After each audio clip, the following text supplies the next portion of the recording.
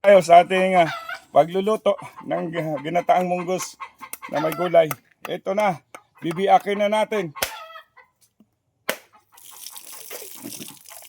Putot pa lang yan. So ngayon, anong tawag dito sa Tagalog? Magkagod. Kagod. Kaya na tayo ng simplihan lang natin lahat. Sarap kasi ito. Ang tuno at saka munggo, mga gulay, kalabasa, tanglad.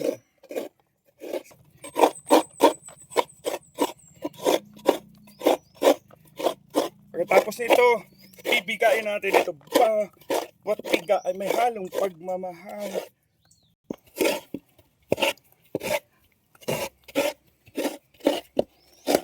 Matagtanglad.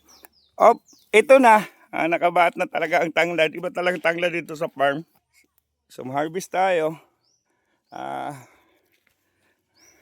Sobrang init. So ito na. Simula na ang kulata na to sa munggos. Hapit na lata na ng munggos o ang kalabasa. Ang in charge na to, si Mamang sa lamas. So, kailangan natin ng tawag nitong luya. Dayon tanaw dayon sa ato ang mga manok. Tak. Tak. Bade, ali bade.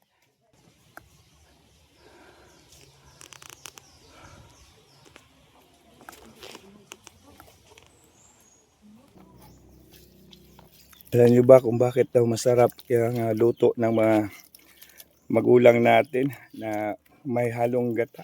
Kasi puno ng pagmamahal yan. Bawat piga ng niyog ay may kasamang pagmamahal yan ng ating mga magulang. Ayaw! Yung sinasabi kong piga na may kasamang pagmamahal ng ating mga magulang.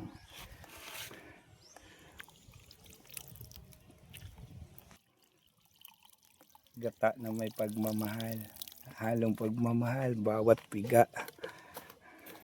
Ito na ang unang piga ng pagmamahal na ating mga magulang. Okay.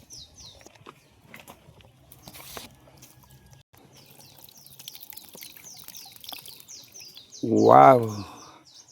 Gata na may halo, na may piga ng pagmamahal.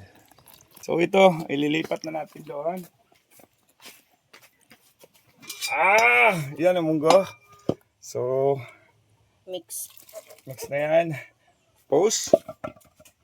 Ito ang pangalawang piga ng naihalong pagmamahal ni Mamang. And then, okayin natin.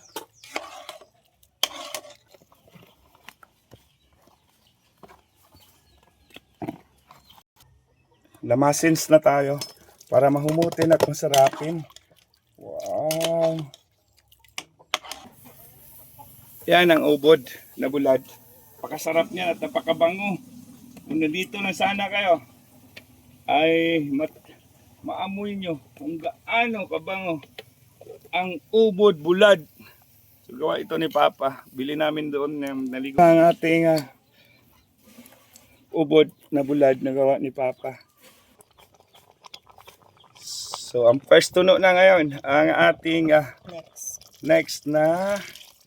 And then ito assistant. Thank you assistant. Ba talaga kapag may assistant tayo. Maya konti. Mapapawaw tayo sa sarap nito. So titikman na natin ngayon ang resulta ng gulay na may halong pagmamahal na pagluto. Lami. Ang sarap-sarap. Walang kasing sarap.